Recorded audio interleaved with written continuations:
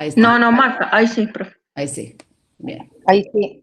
Bueno, perfecto.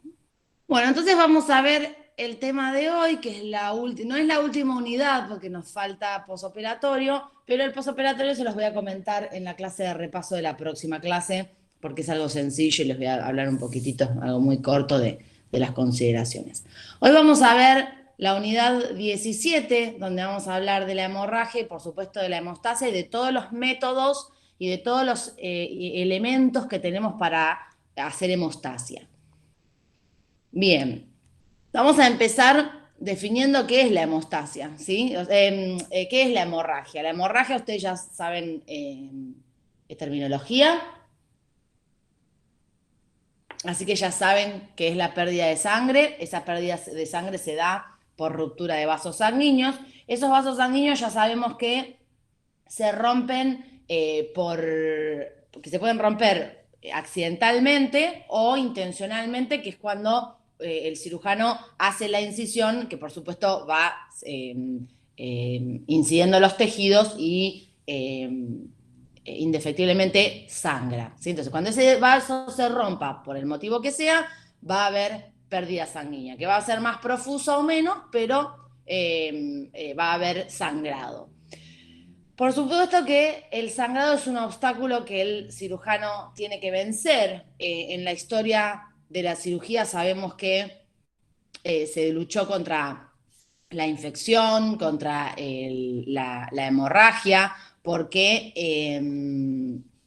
que cada vez se fueron sofisticando más los métodos hemostáticos, porque cuando el paciente sangra, vamos a ver que las defensas disminuyen, ¿sí? Cuando se pierde volumen sanguíneo se llega a un volumen importante, tiene el paciente probabilidades de entrar en shock, ¿sí? En un shock hipovolémico.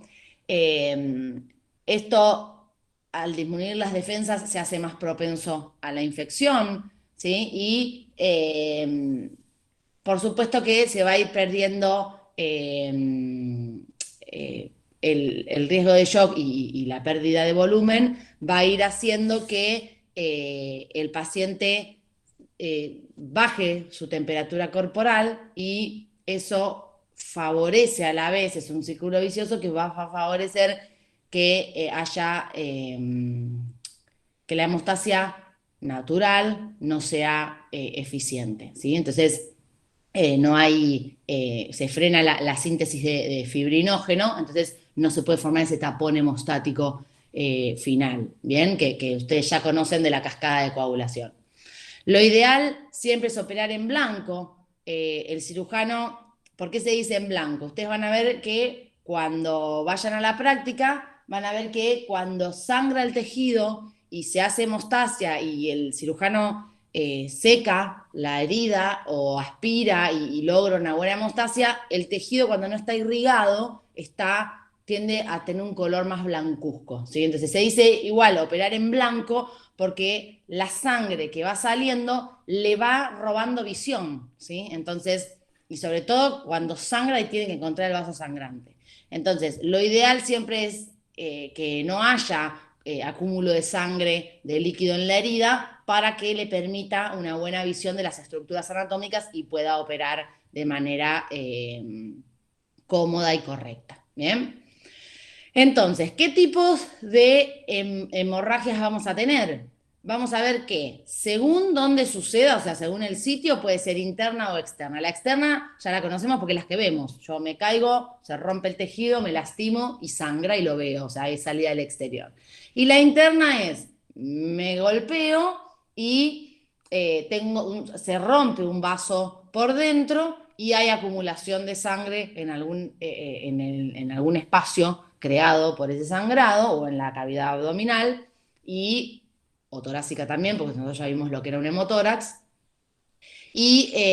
pero no tiene salida al exterior, no lo veo, ¿sí? Y de hecho, una de las más clásicas que voy a ver es cuando se me hace el típico moretón. Cuando tengo un moretón son ruptura de vasos, ¿sí? Que no hay una solución de continuidad en la piel, no sale hacia afuera. Únicamente lo veo porque es superficial y me lo permite ver a través de la piel, pero no porque yo vea la salida explícita al exterior, ¿sí? Pero eso es lo más claro que capaz puedan entender que sangra por dentro y no sale al exterior.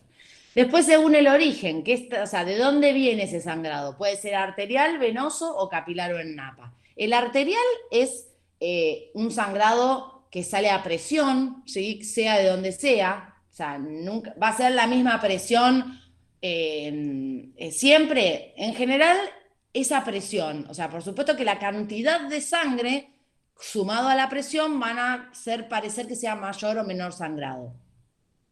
Por ejemplo, si al paciente se le lesiona la aorta, por supuesto que el sangrado va a ser, aparte de a presión, de gran volumen. En cambio, si se lesiona cualquier arteria de menor calibre, vamos a ver que tal vez la cantidad, o sea, el chorro va a ser más fino, pero van a ver que el sangrado arterial es típico, viene a presión, que sale disparado, ¿sí? Con muchísima presión. Y otra de las características del sangrado arterial es que la sangre es color rojo brillante. ¿Por qué? Porque ya todos saben que es sangre oxigenada, ¿sí? Así que la sangre esa es bien roja brillante. Después tenemos la venosa. La venosa es menos, sale con menos presión, ¿sí? Por supuesto que lo mismo les digo, si estamos hablando de un gran vaso como es la cava, sí, claro, cuando haya lesión de la cava va a haber un sangrado importante, pero no va a ser con la misma presión con la que sale la arterial.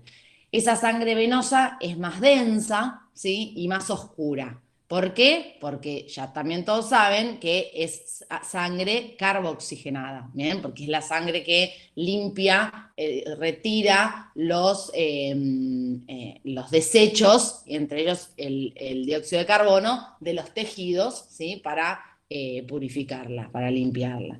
Y después tenemos la capilar, que se dice en napa o también en en alguna bibliografía la van a encontrar como en sábana, creo que le dicen, pero ¿por qué se dice en napa? Porque son pequeños, es la típica, el típico sangrado que aparece en puntitos, puntitos, puntitos, puntitos, y se juntan todos esos puntitos y hacen un lago de sangre. Bien, entonces se dice napa tal vez porque cuando hacen un pozo, ¿sí? Las napas no son identificables. Sale de una, de otra, y el pozo se llena de agua. Y no veo un chorro específico que sale, es el aporte de muchas, ¿sí? De muchas capas que aportan líquido y llenan ese pozo. Esto es lo mismo.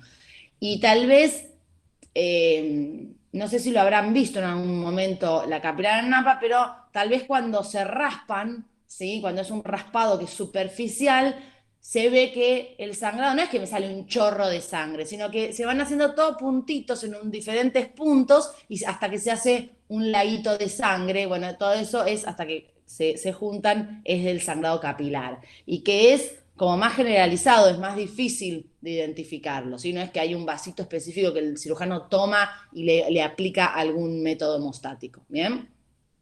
Y por supuesto que según el momento, la inmediata y la inmediata es la que corto, sangra. O sea, me lesiono, sangra, ¿sí? Bueno, en este caso, para nosotros en la actividad quirúrgica es incisión, sangrado, ¿sí? Incisión, hemorragia. Entonces, esa es la inmediata. Y después de la inmediata, vamos a ver qué puede suceder en dos momentos. Uno, no digo que sea más frecuente, pero uno es menos frecuente que el otro. Tenemos la primaria o también llamada aguda, que se da dentro de las 24 horas. Vamos a ver que este es que vean que ese es el verdadero trastorno posoperatorio. ¿Cuándo se da esta hemostasia mediata? O sea, mediata es porque no es corté sangre, corté sangró. Acá va a haber un método hemostático aplicado, pero dentro de las 24 horas posterior a esa hemostasia que se hizo, sangra igual. ¿Por qué? O por hemostasia deficiente, ¿sí? Porque la hemostasia que se hizo no fue, o sea, ese método hemostático no fue aplicado con la suficiente o con el suficiente tiempo para que se forme el coágulo, o una reparación de un vaso, ¿sí? Y es entre punto y punto, por algún motivo, o el tejido se lesiona o está débil y filtra, ¿sí? Esa sutura que debería estar hermetizando y juntando dos planos, dos cabos de una arteria, ¿sí? Que la juntan, en algún lado de esa circunferencia filtra, ¿sí? Entonces es una reparación inadecuada. Por supuesto que es a través de un acto quirúrgico, siempre estamos hablando de cirugía. ¿Qué tratamiento va a recibir la primaria o aguda? Abrir la herida y ligar los vasos. Por eso se dice que es el verdadero trastorno, porque ustedes piensen que puede ser que, dependiendo de la zona, que por ejemplo es muy típico en cabeza y cuello, dependiendo de la zona, el acúmulo de sangre no tiene lugar para expandir. Entonces, el paciente puede sofocarse.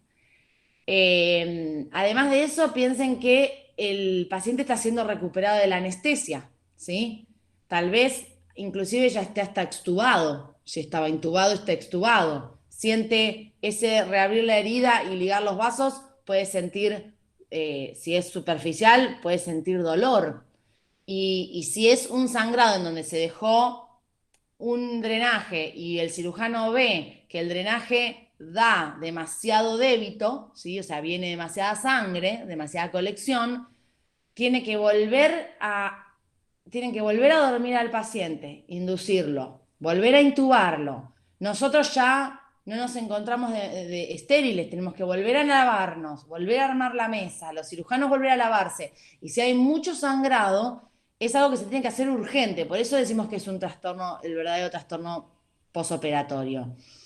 Y dentro de las 24 horas es una reoperación, ¿sí? Si el paciente ya llegó a la habitación, lo mismo, llega a la habitación, pasan un par de horas y los drenajes tienen mucho débito. Y bueno, hay algo que está fallando en la hemostasia y hay que volver a operarlo. Entonces, otra vez, volver, o sea, tener el quirófano disponible para una urgencia, porque hay que hacerlo. El paciente no puede esperar a que yo termine mi programación diaria. Entonces, hay que encontrar quirófano para hacerlo, personal, anestesia. Entonces, realmente la primaria, la que se da dentro de las 24 horas, es la que realmente nos trastorna un poco a nosotros la actividad. Y la secundaria, que se da pasada las 24 horas y se puede dar inclusive hasta días después, es muy poco frecuente en la actualidad. ¿Por qué? Porque los métodos fueron evolucionando, los métodos hemostáticos fueron evolucionando, y vamos a ver que se daba principalmente por ven que dice el daño que presenta la unión de la ligadura o sea, en el efacelo. El tejido reaccionaba ante esa sutura y esto hacía que lacerara el tejido y filtrara, o sea, se saliera tal vez esa ligadura y sangrara. Hoy en día, con la variedad de técnicas hemostáticas que hay, con el avance de las suturas y demás, la secundaria, la que se da a los días, ya es muy rara que suceda, ¿sí? Casi no se da. Bien, ¿qué voy a necesitar o sea, cuando tengo una hemorragia, en una urgencia? Voy a tener que contar. Yo acá les puse la única foto de lo único que necesitan tal vez ver que no conozcan. Voy a necesitar contar con sangre y cualquier hemoderivado, que ahora los vamos a ver. Que eso cualquiera vio en una foto, en una película, en una serie, porque hayan ido a donar sangre, o sea, vieron una bolsa de colección sanguínea, ¿sí? Así que decir sangre es sangre y cualquiera de sus derivados que sea preparado en el servicio de hemoterapia o farmacológicamente, pero derivado del plasma, ¿sí? Después la bomba perfusora, que es esta que vemos acá en el dibujo, en la foto. Esta bomba, ¿sí? Son bombas programables. ¿Cuándo se utilizan? Cuando el paciente necesita que la transfusión o la perfusión de lo que sea exacta, ¿sí? Sea muy controlada. Vieron que para poner una vía se pone un macro o un microgotero y va pasando tantas gotas por minuto, está calculado.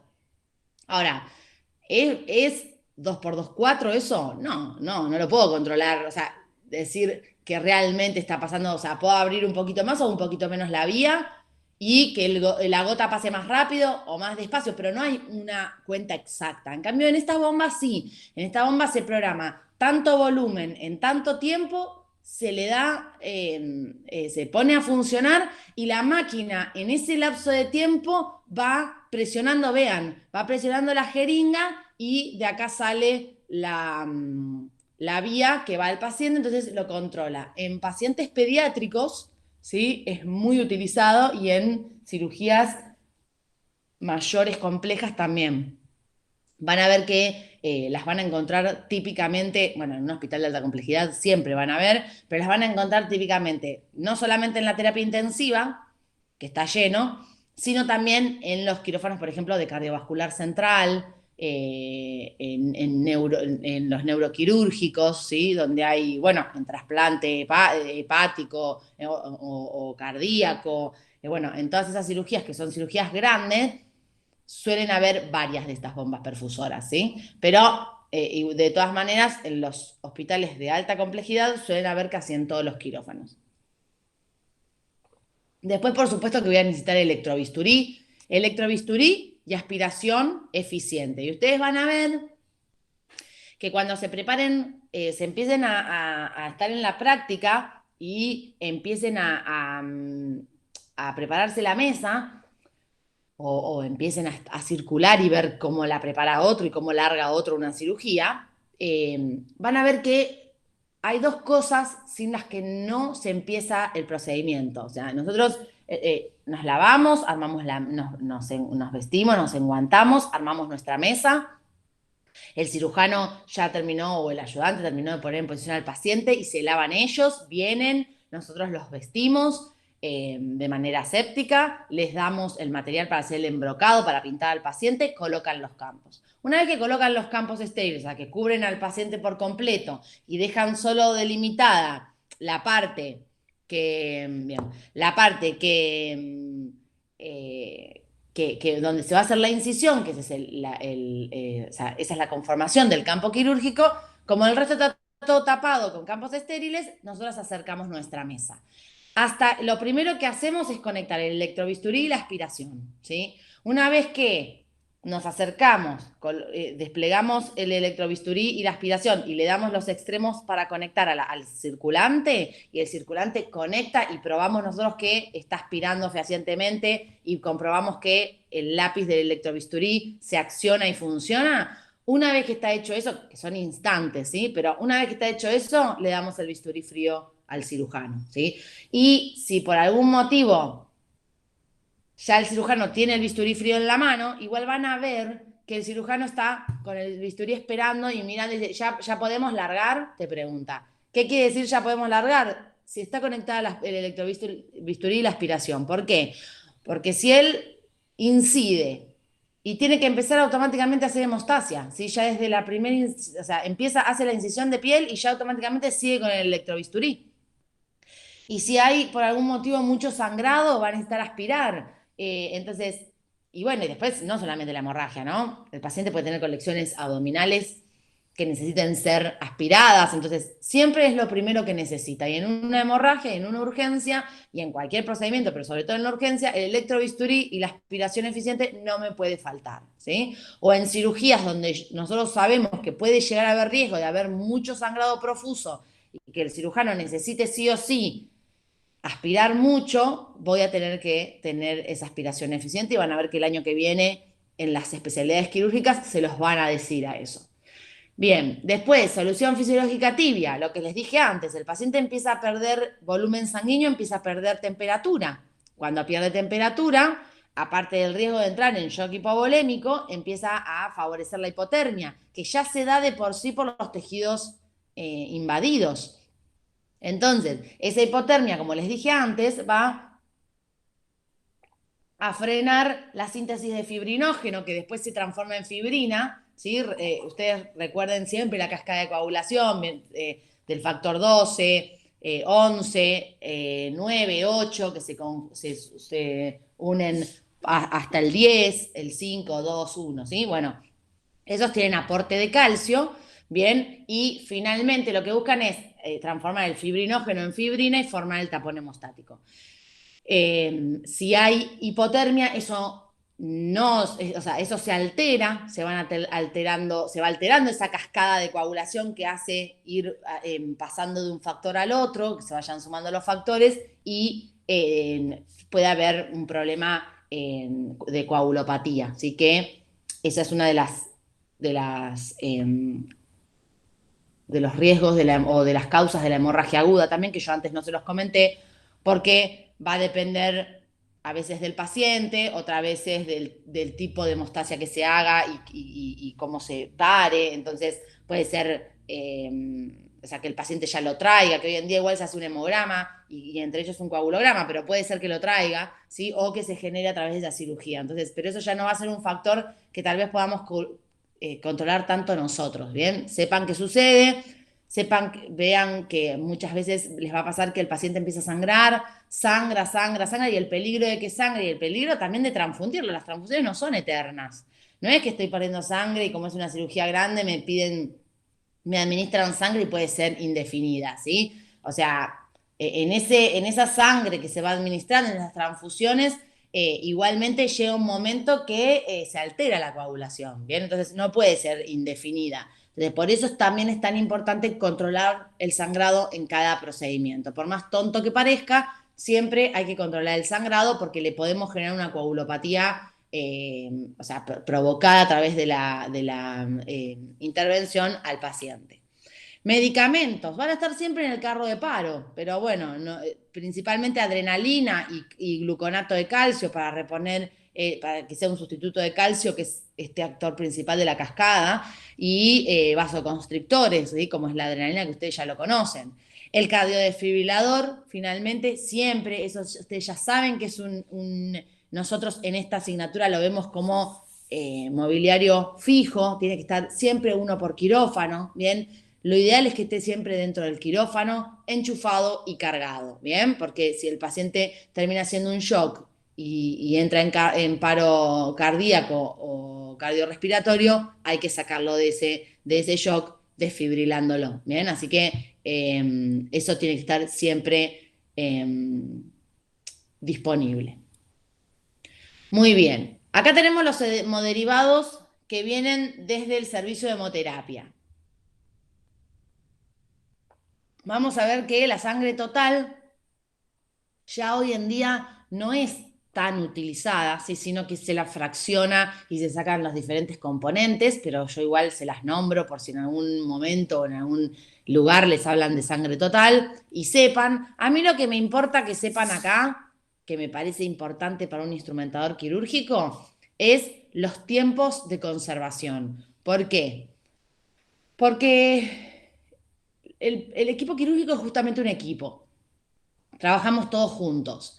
Y no es que la sangre es competencia del anestesiólogo o está el técnico de anestesia, entonces como está, yo si veo una muestra no, una unidad de sangre o de lo que sea, eh, ahí sin usar y pasa el tiempo, yo no me meto porque no me importa o no me compete. Sí, en realidad nos compete a todos. Entonces, nosotros tenemos que conocer cómo es el manejo y cómo es el protocolo para poder hacer algo. Ustedes saben que una de las faltas principales a nivel nacional es la sangre, ¿sí? Estamos y vemos todo el tiempo campañas de donación de sangre, donar sangre salva vidas, y que es realmente así, y falta mucho dador de sangre. Cuando ustedes no sé si les habrá pasado con un familiar, con ustedes o con un familiar o con una persona conocida o lo ven en la tele, que a veces los procedimientos son grandes y cuando el procedimiento es grande y saben que vamos a necesitar sangre,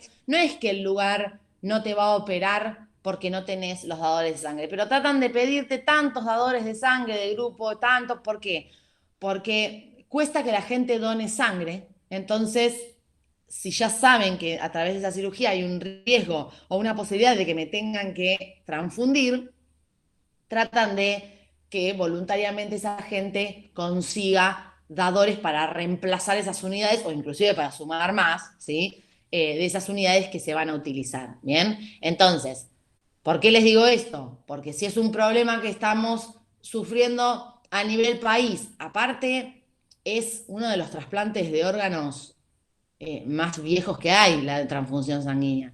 Realmente que se eche a perder una muestra de sangre con lo que representa es algo que no podemos permitir que pase, ¿bien? Entonces, cuando veo una muestra, y dale con una muestra, cuando veo una unidad, ¿sí? De sangre, de plaqueta, plasma, lo que sea, tengo que preocuparme de consultar y demás.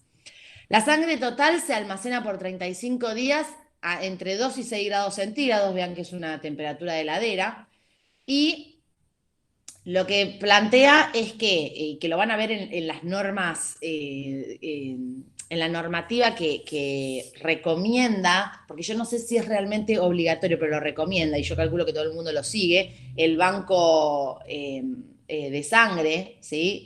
Recomienda que cuando nosotros vemos una unidad de sangre o de lo que sea, de cualquier hemoderivado, que está hace más de 30 minutos, ¿sí? Y no se transfunde, se devuelva al servicio de hemoterapia.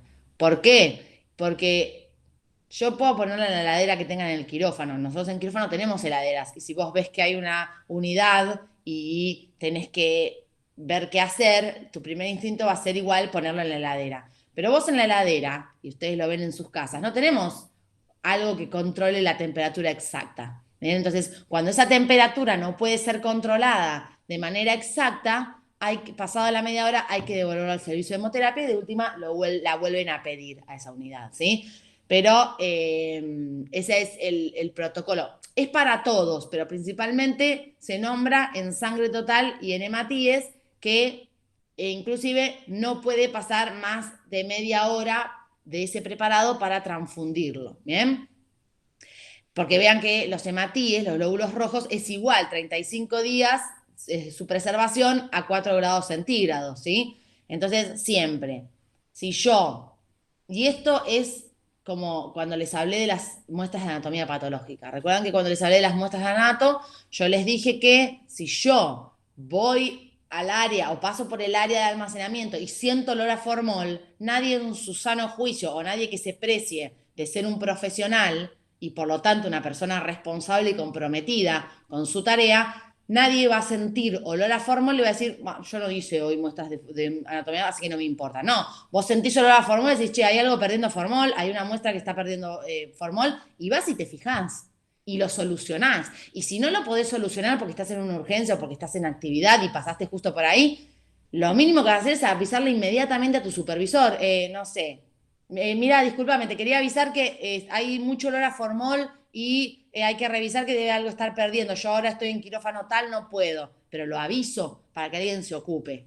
Con esto es lo mismo. Si yo estoy haciendo cualquier cosa, sea mi quirófano o no, si es mi quirófano, más todavía, ¿bien? Pero yo veo una unidad de lo que sea de, de este listado, que tiene nombre y apellido de paciente, por supuesto, pero la veo ahí y empieza a pasar el tiempo y pasa media hora y la veo ahí, ¿sí? Lo mínimo que voy a hacer es, igual, ni bien la encuentro, es consultar. Disculpen, leo. Si es mi paciente, decir, doctores, ¿van a transfundir esta unidad? ¿La dejo acá? Sí, porque o no, hay que devolverla. Bueno, me encargo de devolverla al servicio de hemoterapia. Ahora, si la van a utilizar, la dejo. Si yo pregunto o no es el nombre de mi paciente, automáticamente es, si yo me puedo ocupar en ese momento, llamo a hemoterapia y digo, mira, te llamo de quirófano, tengo una unidad de tal, con el nombre de tal paciente, ¿qué hago? ¿Te la mando o la vienen a buscar o lo que sea? Porque las unidades de cualquier hemoderivado no se envían por correo neumático, ¿sí? O sea, no se ponen esas balas que se lo chupa el sistema y lo deposita en el otro servicio, porque se puede quedar trabado en el camino, que ha pasado 1000 veces que falle el sistema y perdés una muestra, vean que es media hora, ¿sí? Así que perdés una muestra por haberla mandado por ahí. Entonces, los hemoderivados, las unidades de cualquier hemodiderivado, sea sangre o cualquiera de sus derivados, no se envían por correo neumático, está prohibido. Entonces, Si yo estoy ocupado en ese momento, lo mismo. Voy a mi supervisor inmediato y le digo, mira, está esta muestra acá, te la dejo, hay que llamar y hay que devolverla. Seguramente se la dejo para que lo haga, pero que lo haga otro. Me aseguro de que otro lo haga, ¿sí? No es que la dejo ahí, bueno, que se encargue el dueño. En total, mi paciente es Pérez y ahí dice López y no me corresponde, ¿sí? Entonces, no, hay que tener responsabilidad y decir, bueno, me ocupo yo si estoy libre o si yo estoy ocupado se ocupa otro, se lo doy para que lo haga otro, ¿sí? Pero hay que asegurarse de hacerlo. Eh, los hematíes congelados se pueden almacenar hasta 10 años en temperaturas a menos 80 grados centígrados y una vez que se descongelan, generalmente lo descongelado se prepara, y sobre todo el plasma, pero se prepara hasta 37 grados centígrados y generalmente lo hacen a baño María, ¿sí? Pero una vez descongelados se deben transfundir dentro de las 24 horas. Así que si yo veo una unidad, las unidades están diferenciadas, más allá de ver los colores, identificarlos por el color, o sea, el plasma es inconfundible, pero igual si lo veo, puedo leer lo que dice, ¿sí? Puedo saber lo que es. Entonces, dentro de las 24 horas hay que hacer la transfusión, ¿bien? Más de eso no se puede conservar. Desconozco si se puede volver a congelar o no. La verdad que no lo sé. Mi sentido común me dice que no, pero no lo sé con certeza, así que eso es algo que voy a averiguar para saberlo. Después tenemos las plaquetas. Las plaquetas se conservan por 5 días a 22 grados centígrados en agitación continua y no pueden pasar más de 4 horas cuando se hace un preparado de plaquetas para transfundirlo, ¿sí? Tiene que hacerse dentro de esas 4 horas la transfusión. El plasma fresco congelado se conserva un año a menos 30 grados o menos, ¿sí? Y cuando se descongela, se puede, o sea, si se descongela y no se transfunde, se mantiene a 4 grados durante 24 horas máximo, ¿sí? O sea, se conserva a 4 grados durante 24 horas hasta que se transfunda, ¿bien? Ese es el plazo máximo. Pero ven, esto me dice que si yo encuentro una bolsa de plasma, una unidad de plasma, ¿bien? Y no la están transfundiendo y pasa media hora y no se transfunde, bueno, la puedo meter en la heladera mínimo, la puedo meter en la heladera porque hay que conservarla a 4 grados, ¿sí? Y si veo que sigue pasando el tiempo y no lo transfunden, hemoterapia, consulto y de última lo devuelvo. Y el crío precipitado, que se hace, se prepara desde el plasma fresco congelado, se puede, que son crioproteínas, se puede almacenar hasta un año a menos 40 grados centígrados y vean que el manejo es igual que el del plasma fresco congelado, ¿bien? Una vez descongelado, se puede preservar a 4 grados centígrados hasta 24 horas, ¿bien? Esta regla de la media hora corre para todas las unidades, ¿sí? O sea, si yo veo una muestra, y dale con la muestra, si yo veo una unidad, ¿sí? Siempre tengan en cuenta, por favor, eso, pregunto, automáticamente cuando la vea pregunto.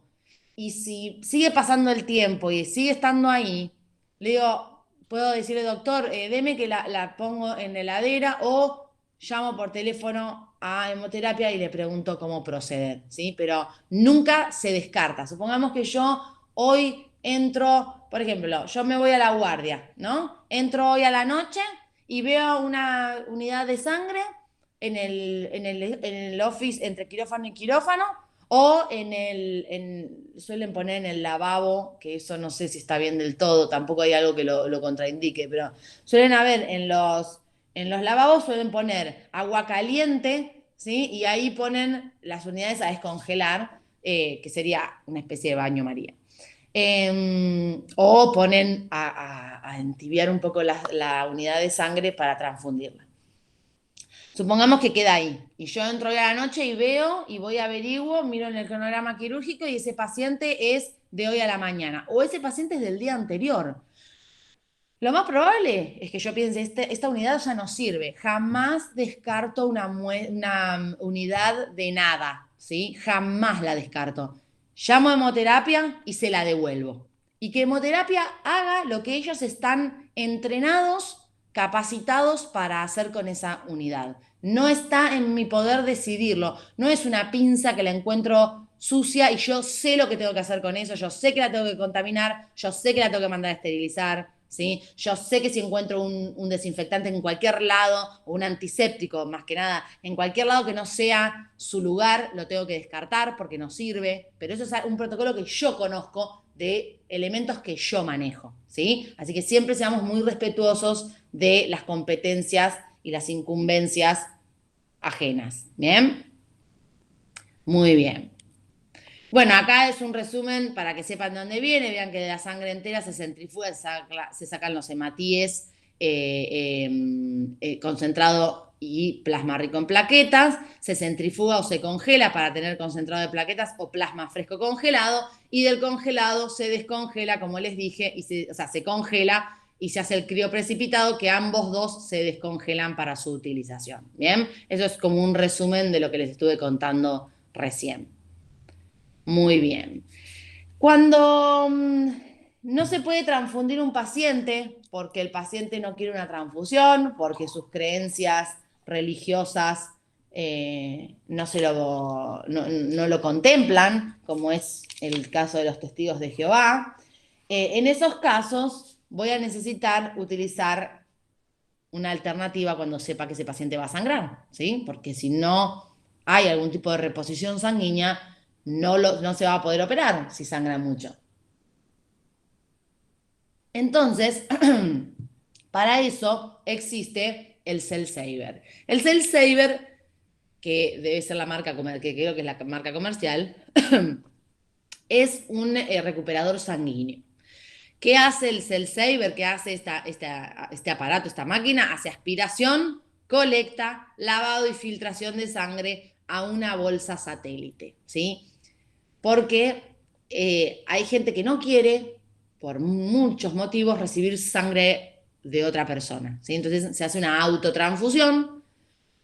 Yo puedo, previo a la cirugía, consultar con el servicio de hemoterapia y que vayan sacándome unidades de sangre para autotransfundírmelas, que desconozco cómo es el proceso, o utilizar el Cell Saver, que utiliza la propia sangre del paciente continuamente.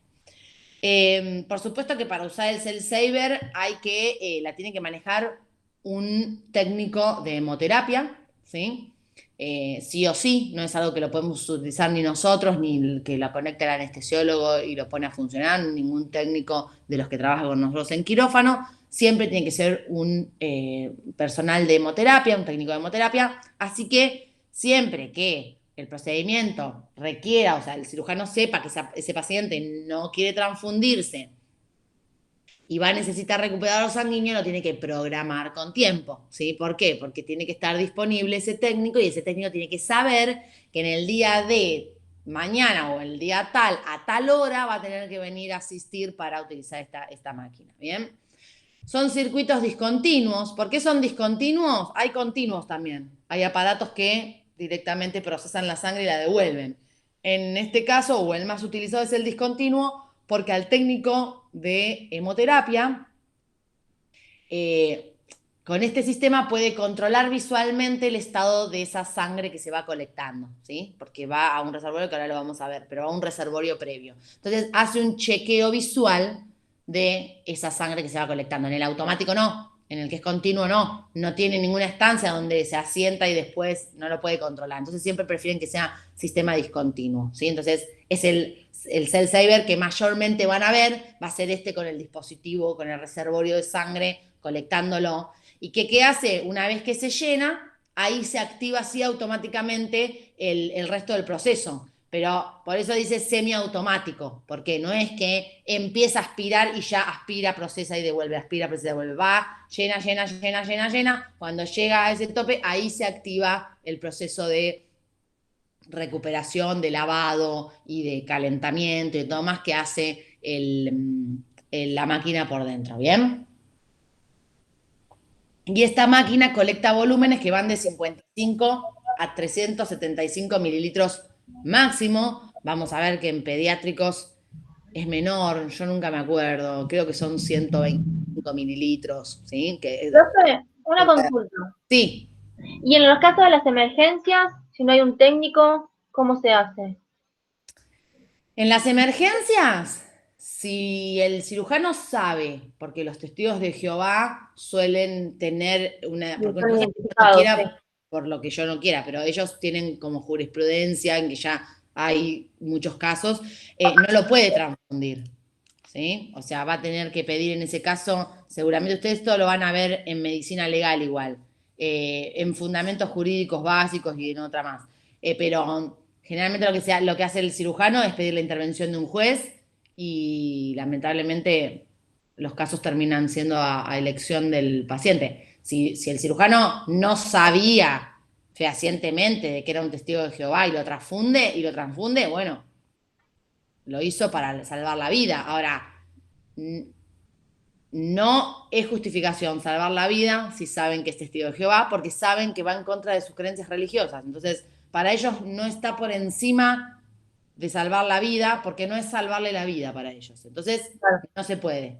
Si pedís la intervención de un juez, automáticamente, y lo más probable es que, no sé, que se desenlace como se tenga que desenlazar, pero no lo vas a poder, no lo van a poder transfundir. Ah, ok. Gracias. No, de nada. Así que bueno, colecta estos volúmenes, ¿sí? Que son siempre menores en pediátricos. Y acá lo vemos, miren la máquina del Cell Saver, ¿ven? Esta es la máquina, acá está el reservorio, que también lo ven acá, en el dibujo lo ven, este es el reservorio. Entonces vean, paciente, toma la sangre puede ser directamente, puede incluir la sangre que se va acumulando por sangrado y que el cirujano va aspirando, ¿sí? Esa sangre también puede ir al reservorio, por eso tiene como un filtrado para sacar los residuos. Entonces, vean que dice doble lumen, catéter de succión de doble lumen. Viene por acá, ¿sí? Por supuesto, vean que dice solución fisiológica heparinizada. Se hepariniza la vía, ¿sí? Pues si no se coagula la sangre. Entonces, viene del paciente heparinizado, va al reservorio, que es este que está acá.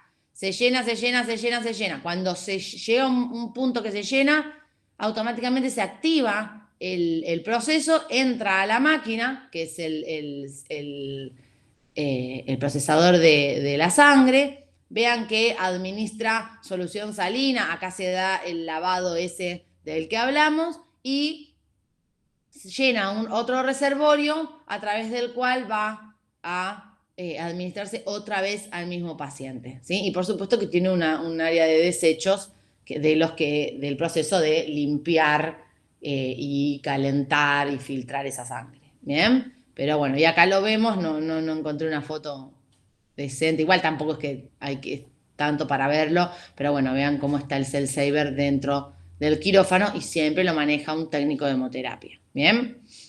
Muy bien. Y después, sí, por supuesto que siempre ante un sangrado puedo transfundir, pero ante ese sangrado vamos a hacer hemostasia de todas maneras, por más que se transfunda o se salve, se utilice el Cell Saver, ¿sí? ¿Y qué métodos hemostáticos vamos a encontrar? ¿Temporarios o definitivos? Temporarios hay uno solo, ¿sí? Que es un método de urgencia, un método primario para detener el sangrado, que es las pinzas, ¿sí? Todas las pinzas hemostáticas que nosotros aprendimos. Esa pinza hemostática lo que hace es sangra un vaso, el cirujano pide Halsted, Kreil, lo que quiera, toma el vaso sangrante y le aplica un método definitivo. Así que siempre la pinza es el temporario, ¿bien? Es transitorio. El paciente no se puede ir a su casa con la pinza colocada, ¿bien? Hay que aplicar algo que cierre para siempre. Por eso decimos que la definitiva justamente es el método donde se ocluye para siempre la luz de un vaso. Algunos de estos ya los vimos en puntos, y yo les dije que lo íbamos a volver a ver en hemostasia. Son dos métodos diferentes de hemostasia, la ligadura y el punto por transficción. Para recordarles la ligadura, es un hilo de sutura que no tiene aguja y que se puede pasar. Si me piden ligadura, es siempre montada en hemostática preferentemente Bertola, hemostática curva preferentemente Bertola. Ahora, si me dice ligadura al aire, ahí se la doy en la mano, ¿sí? Pero siempre la ligadura sola hace referencia a la montada, nunca me van a decir ligadura montada, ¿bien? Acá la vemos montada, esta foto la pueden encontrar en el Fuller, vean cómo está la pinza, que bueno, el modelo tal vez no es el apropiado o el más exacto de una Bertola, ¿sí? Para esto parece más una Mixter o una doble que una Bertola, pero vean que la idea es que vean que está la hemostática y tiene en la punta enfrentado el hilo de no absorbible, ¿sí? Que generalmente las suturas suelen ser de hilo de lino, ¿bien? Y vean que sale de ahí y queda colgando, entonces siempre se le pasa la pinza al cirujano y él lleva la cavidad. En algún momento lo van a hacer ustedes, también lo pueden hacer ustedes, pero en este momento, si me pide, se lo doy a él o al ayudante. ¿Por qué? Porque estoy mirando y veo quién va a ligar y demás, ¿bien? Y el punto por transficción, que ya lo vimos también en la clase de puntos.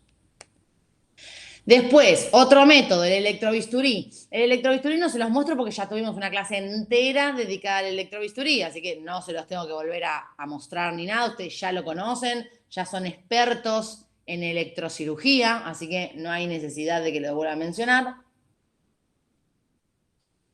Así que se los vuelvo a mencionar porque es un método de hemostasia, pero vean que no se los muestro en fotos. Sí, el electrobisturí con gas de argón, eso, ese sí se los muestro y se los menciono.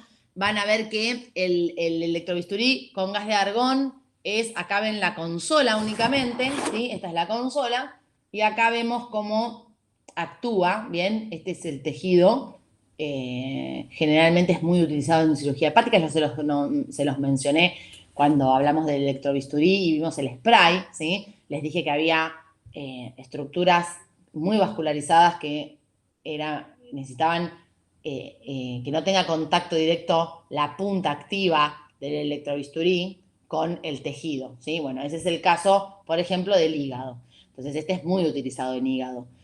Vean la distancia que tiene, es mínima, sí, acá está agrandada, pero bueno, maneja una distancia pequeña entre el tejido y la parte útil de la pieza de mano. Y lo que hace es, utiliza la electricidad de alta frecuencia que ya conocemos del electrobisturí, sumado al plasma de gas de argón, ¿sí? Que se encuentra en un tubo, ¿sí? Y que va a ser administrado a este equipamiento. Bien.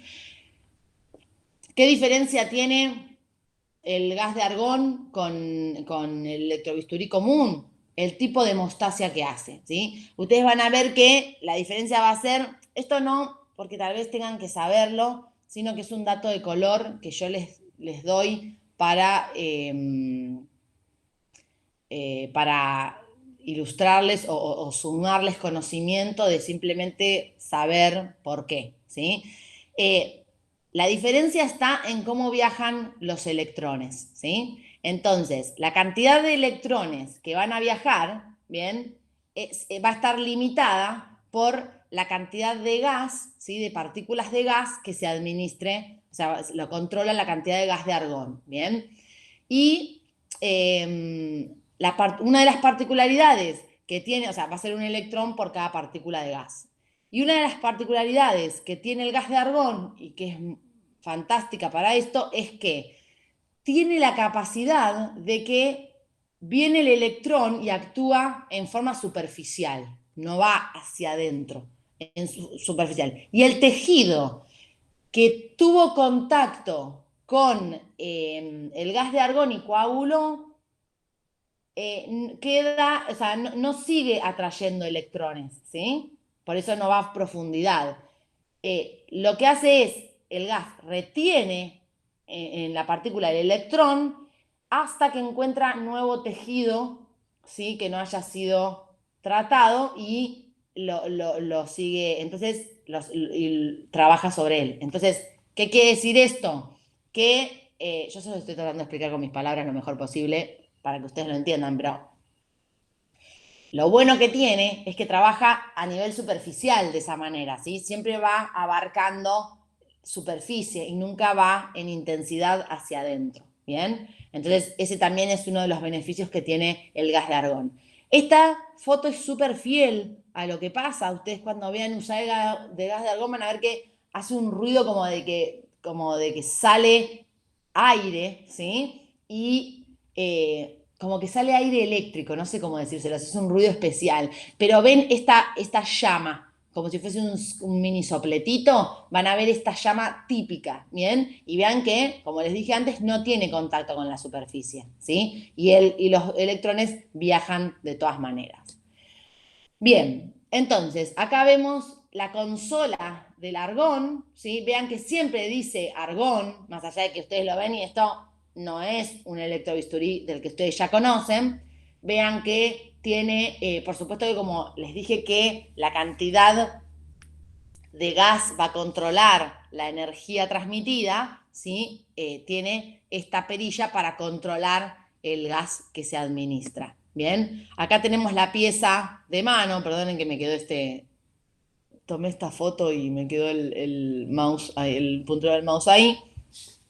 Vean que la pieza de mano del electrobisturí con gas de argón es muy particular, no se la van a confundir con un electro común, por muchísimos motivos, es más grande, es un poquito más grueso el lápiz. Vean que tiene el típico botón de corte y coagulación y además tiene esta perilla que es como una trincheta que cuando uno la hace para adelante, acá en esta parte útil sale el electrodo del electrobisturí.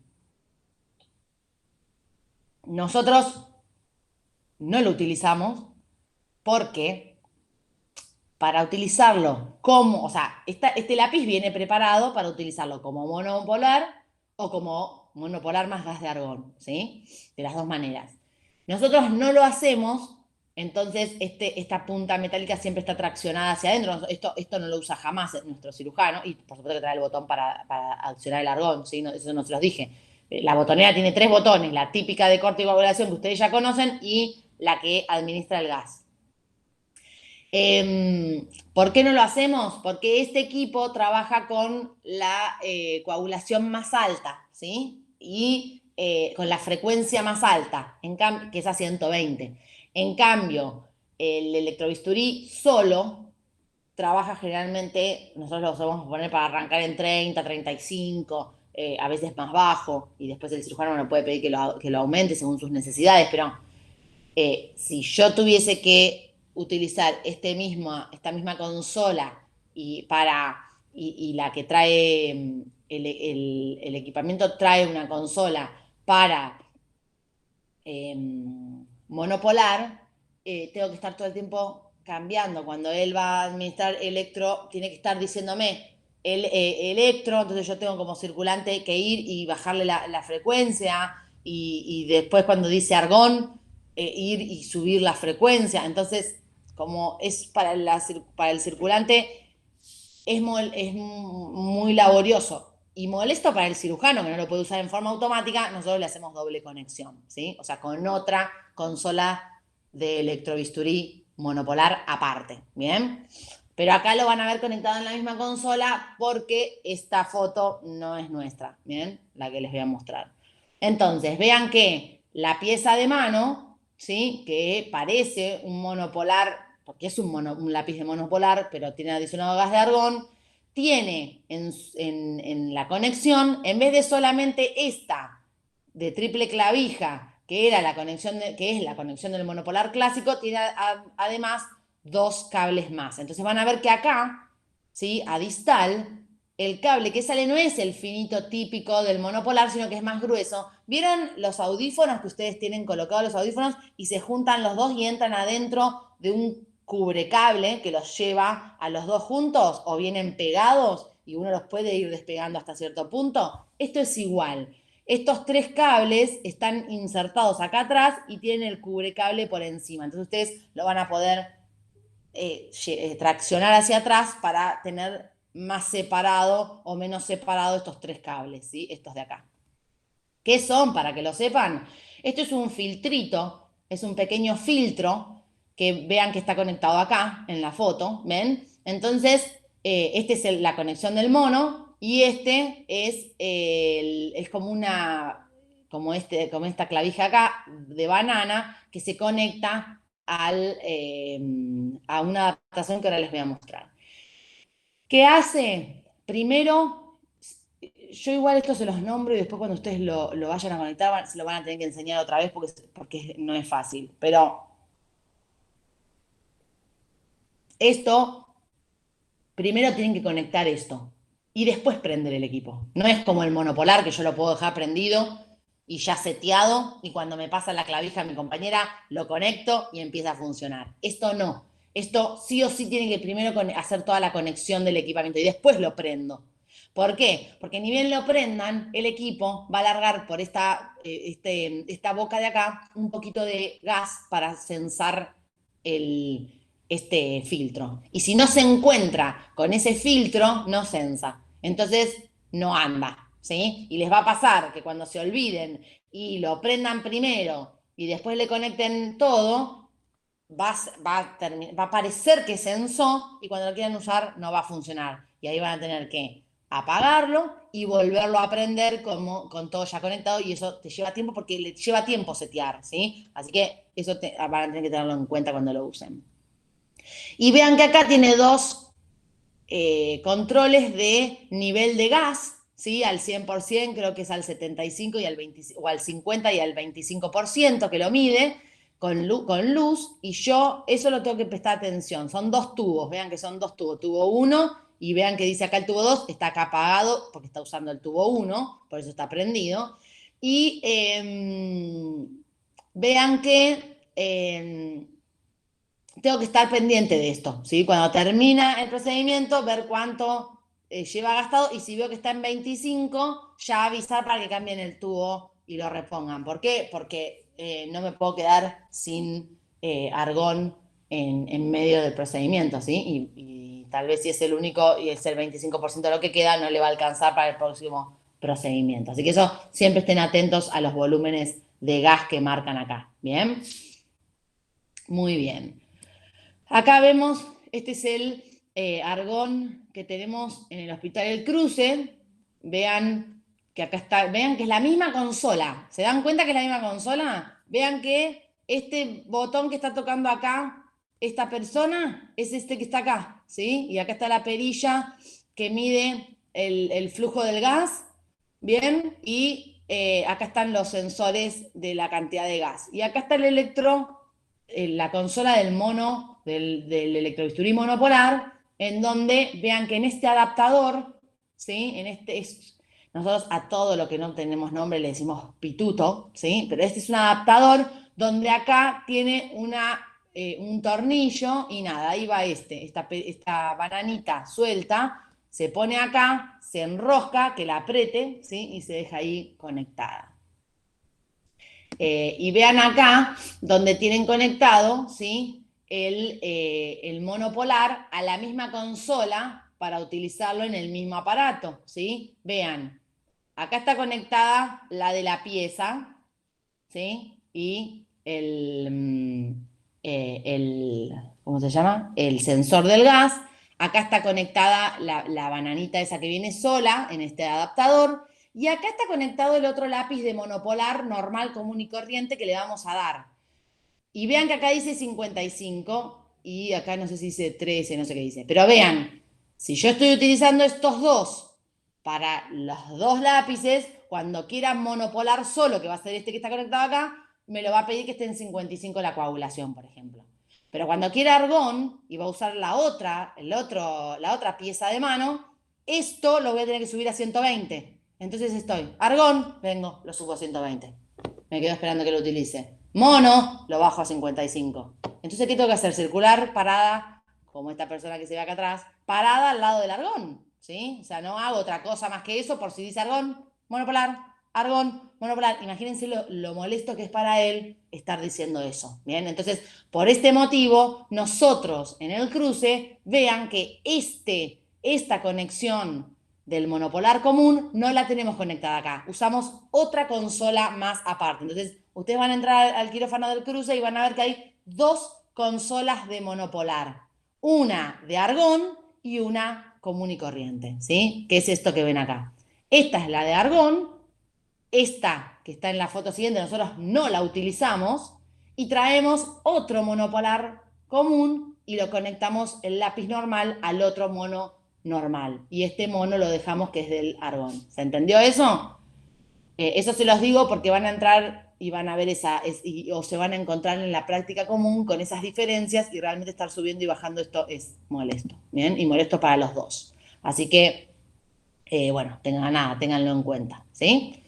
Muy bien, pero vean que el resto de la conexión siempre es igual. Filtrito abajo del que controla el flujo, donde se sensa el gas, el de monopolar conectado al de argón propiamente dicho, y en la consola de monopolar que trae la torre de argón, la bananita suelta. Y en este caso, lo tienen acá, pero nosotros lo tenemos conectado en otra parte.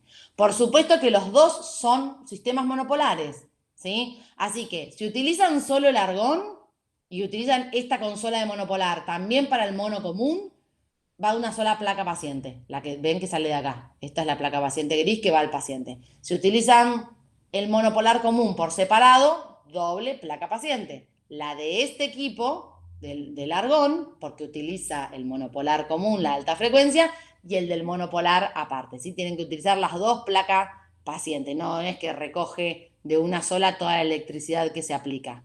¿Bien? Eso lo tienen que tener en cuenta. Muy bien. Otro método hemostático son los clips de titanio. Esto cada vez se utiliza más. Hay muchas técnicas que antes se hacían con ligadura, lino, que hoy es clip, clip, clip, clip. Así que es rápido porque hacen trick, trick, trick, trick y van, por ejemplo, en cardio lo utilizan mucho también. En todas las especialidades, pero en cardio lo utilizan mucho cuando hacen la disección para hacer los puentes, los bypasses, lo utilizan mucho y van haciendo toda la disección con clips, ¿sí? Entonces no están tanto ligadura, ligadura, ligadura. Es cada vez más utilizado, vean que vienen en diferentes tamaños. Estos colores no es que se los tienen que saber estricto porque ahora hay otra marca que hace otros colores y es un trastorno.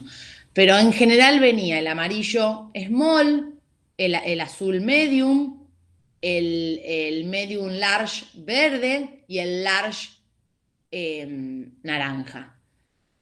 Algunas empresas, hay otra empresa que no me acuerdo, no importa, pero no me acuerdo igual la marca, que hace el verde y el naranja, los respeta, pero cambió y nos hace el azul es el small y el medium lo hace blanco. Entonces, que el blanco ya para nosotros como las suturas mecánicas, el blanco es vascular, ya te imaginas que es small y no es. Así que siempre tratamos de leer, o sea, tratamos no, siempre hay que leer el envase, ¿sí? A ver qué tamaño dice.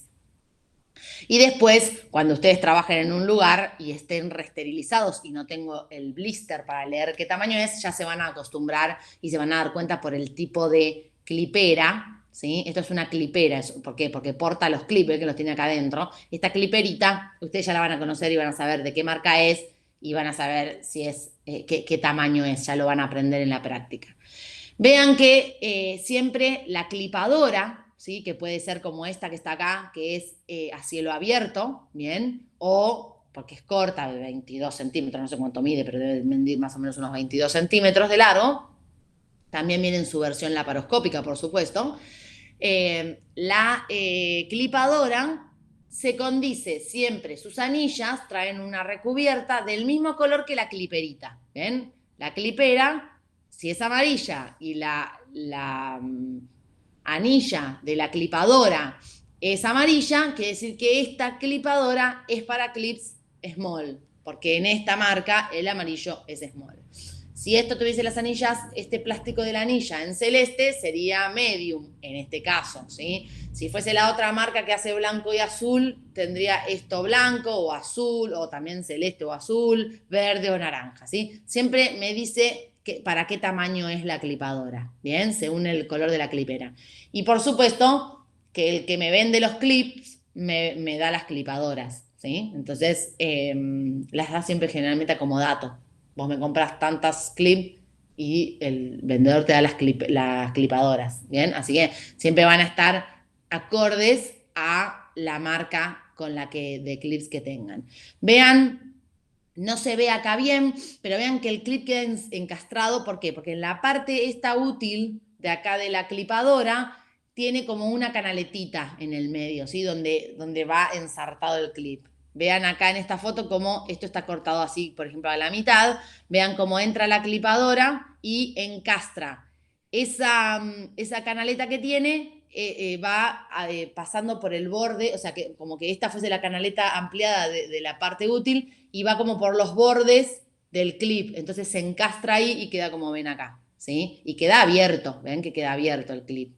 Y cuando cierra, no clipa como la clipadora de casa que clipa en 8, ¿sí? Porque vieron que la clipadora de casa, estas dos patas, esta y esta pata, y esto es recto generalmente, pero estas dos patas no cierran, no cierra así, cierra así en 8, ¿sí? Bueno, este no, este vean que cierra recto, ven, acá lo ven, miren cómo está cuando ponen la clipadora, que está con esta forma, como está acá abierto, y cuando va cerrando las anillas, que va cerrando la parte útil, lo hace colapsar y queda totalmente recto. Vean que tiene como unas endijitas, como unas estritas que le dan mejor agarre, ¿sí?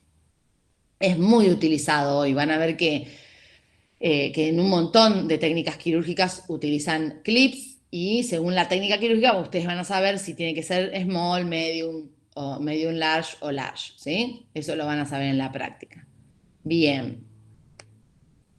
Y así como están los clips de titanio, están los clips de polímero. Y los clips de polímero tienen algunas ventajas, no sé si ventajas, me voy a corregir, no son ventajas, son diferencias. Que para algunos casos al cirujano le gusta o en la técnica quirúrgica es beneficioso y los utiliza.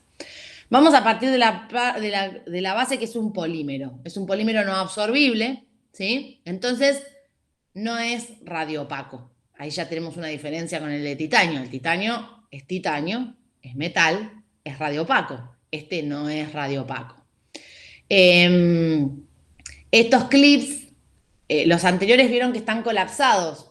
Cuando ustedes abrochan una hoja y quieren sacar el clip, ¿sí? Generalmente tienen, o sea, lo pueden sacar con algún elemento, algún cuchillo o algo, lo abren y lo sacan o tienen que romper la hoja. Bien, el anterior, el de titanio, no se saca, no se sale. Esa es otra característica que trae el de polímero. Trae este rulo acá, que no sé cómo decirlo, es como una traba, ¿sí? Que engancha con la otra parte.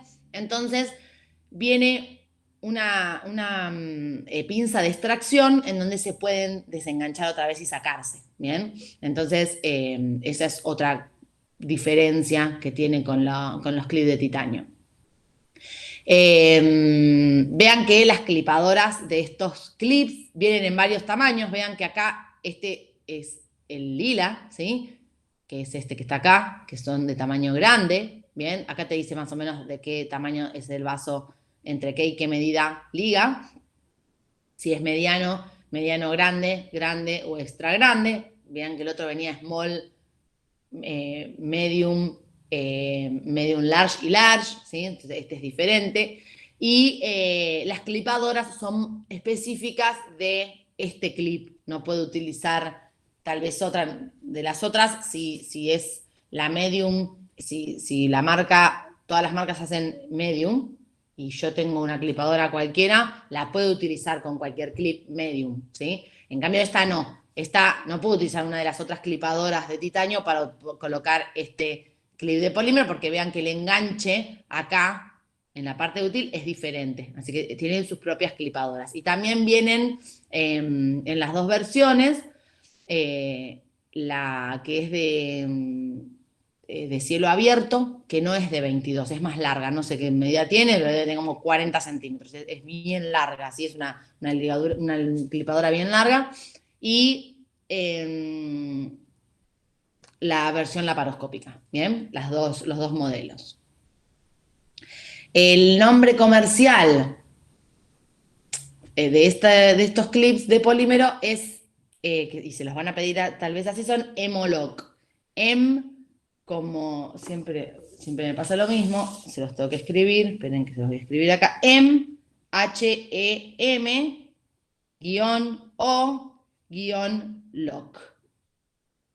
¿Sí? Acá lo tienen, no sé si lo llegan a ver. M-O-LOC. L-O-K. ¿Sí? Así se llaman y así se lo van a pedir. Por eso se los menciono. ¿Bien? Pero son clips de polímero. ¿Bien? Y después tenemos criocirugía, que es con congelación, ¿sí? La congelación sirve para varias cosas. Acá lo estamos viendo como un hemostático, bien, hace una congelación del tejido enfermo, es puntual, no daña el tejido adyacente. Vieron que el calor y sobre todo el monopolar daña el tejido circundante, este no. Se utiliza nitrógeno enfriado a menos 196 y la lesión empieza entre menos 20 y menos 40 grados centígrados, hay una lesión. Ustedes piensen que las lesiones con frío y con calor suceden en algunos marcos de referencia de eh, temperatura, ahí está, no me salía. Entonces, van a ver que trabaja hasta menos 40 grados centígrados, pero sí o sí, a partir de menos 20 empieza la lesión, y van a ver que en termoablación, que lo pueden ver en hemodinamia, es muy utilizado, van a ver que por encima de los 40 grados, a los 42 creo que es, hay una modificación de la actividad celular y a los 46 grados hay muerte celular, ¿sí? Así que esos son los parámetros de entre menos y más en frío y calor que van a más o menos manejar todo el equipamiento que usamos, ¿sí? Y después tenemos el láser, que el láser son las siglas de lo que significa en inglés, que es amplificación de luz por emisión estimulada de radiación, ¿sí? Y vieron que hoy inclusive es hemostático, y hoy inclusive hay cirugía láser, ¿sí? Donde hay corte también y coagulación o modificación a través de estos parámetros de calor que les digo antes, donde modifico actividad celular o donde produzco muerte celular a través de calor, ¿sí? Emitido con esta luz de radiación. ¿Bien? Muy bien. Bueno, vamos a hacer un corte acá.